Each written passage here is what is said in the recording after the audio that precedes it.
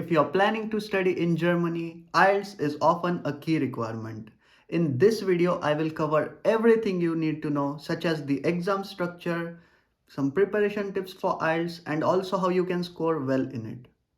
And yes, I have also created a detailed document for you which contains all the useful information that could help you before your examination. You can download this document for free by clicking the first link in the description below. The English Language Testing System (IELTS) is an exam designed by the British Council to check your proficiency in English language.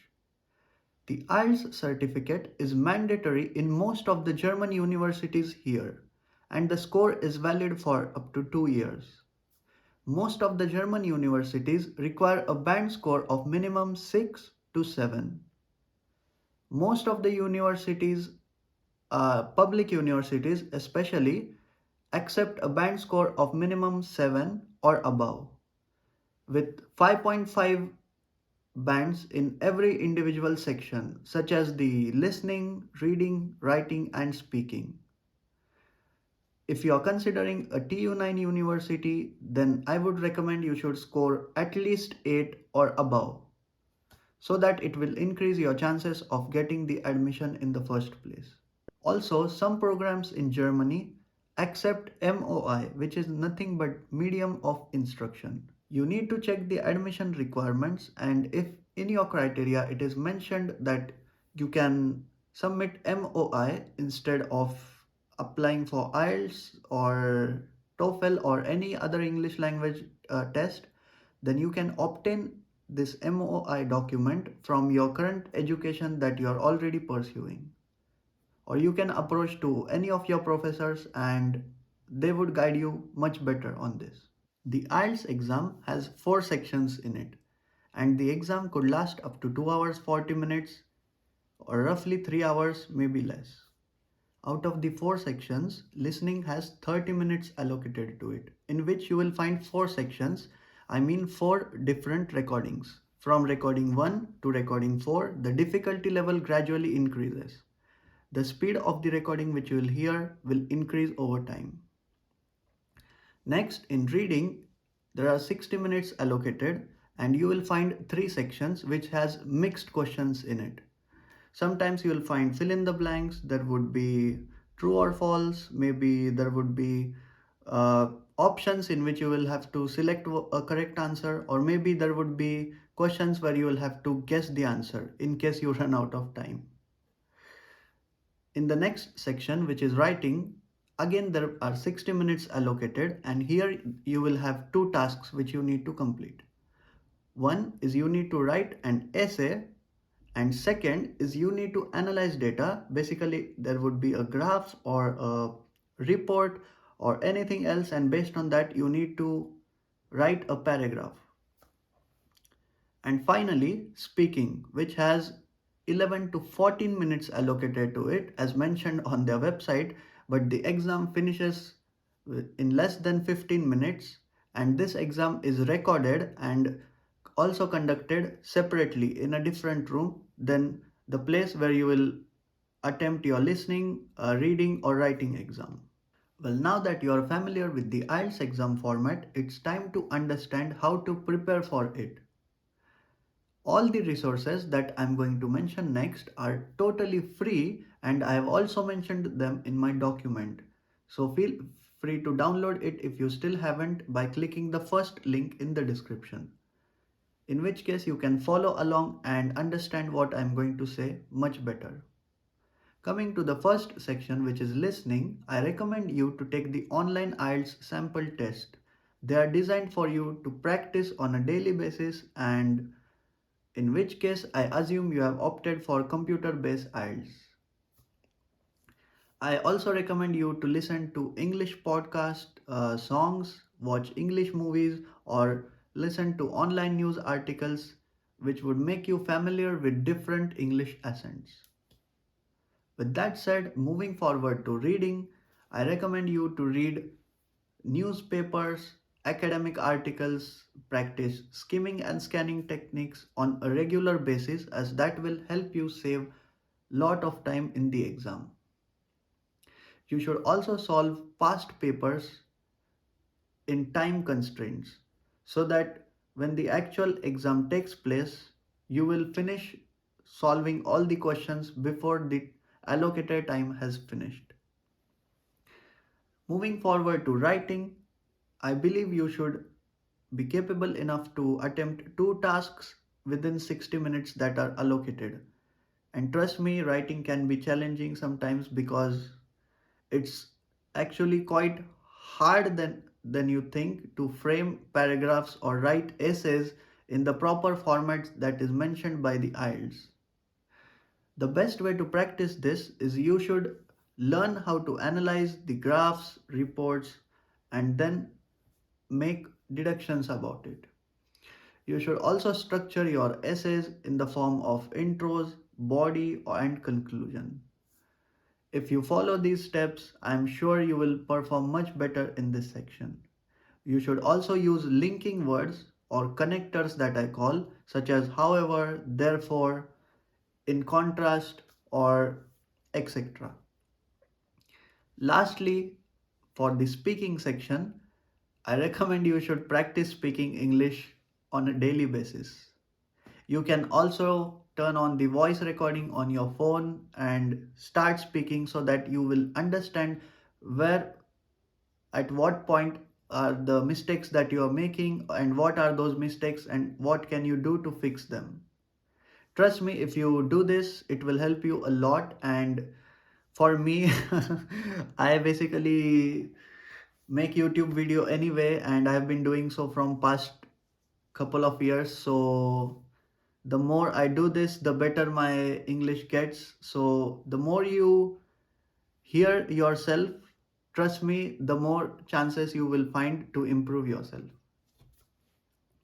Then you should use IELTS cue cards. The sample cue cards are also mentioned in the IDP IELTS book that you will receive after booking your exam slot, and they are also mentioned in the books such as the Cambridge or many other books. You can maybe buy one if you are willing to, or maybe you can just refer to the sample cue cards which are also available on the internet.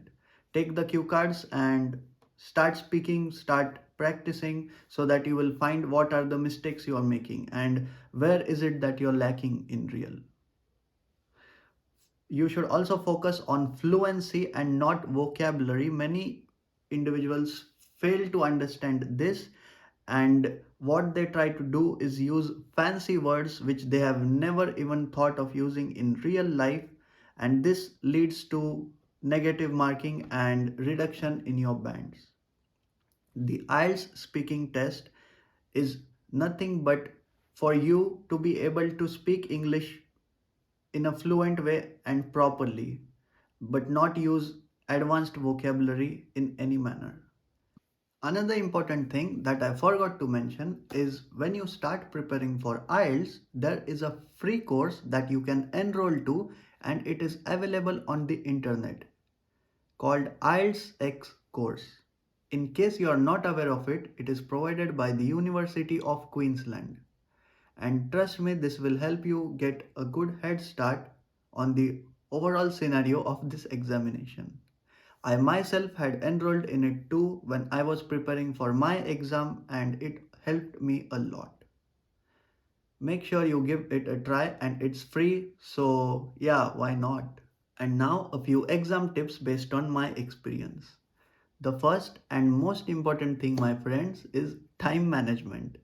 I know this may sound obvious to you, but trust me, it will cause a big problem to you in case you ignore it. The only solution to this is you shall practice well enough so that it doesn't happen with you. In my case, I literally missed questions from the listening and reading section as I was not well prepared for the exam, but also I was attempting computer based IELTS, in which the exam is automatically submitted once the allocated time runs out, and there is nothing you can do to attempt those missed questions. In case you are aiming for a high band score, then I recommend you to pay attention to time and manage it efficiently. You should also avoid blank answers. It may occur to you in some scenarios you may not know answer to a particular question. So instead of waiting or thinking what the right answer was, it is always recommended to make educated guesses. How so, you may ask? Is based on what the sentence is and what context it refers to. It is always good to make some guesses rather than leaving the answer blank or unattempted. Also, don't stay silent during the speaking test, as that would make a bad impression on the examiner. The sole purpose of the speaking exam is for you to be able to speak English properly. If you are able to speak English fluently without even using any advanced vocabulary, that would still get you a good band score.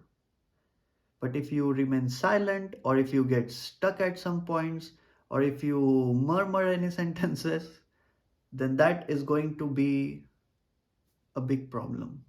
And lastly, you should be early to the exam so that everything takes place smoothly. IELTS is offered by the British Council, but in India especially, IDP conducts their examinations. Okay, so once you head to IDP's website, this is how the interface looks like. Here basically you can select your test preferences to book your exam slot. Once you click on select test, here you will find options that say computer based IELTS and pen paper based IELTS. I recommend you to select computer based, as I myself have done so, and trust me, it was totally smooth and it gives you much more features than in pen paper.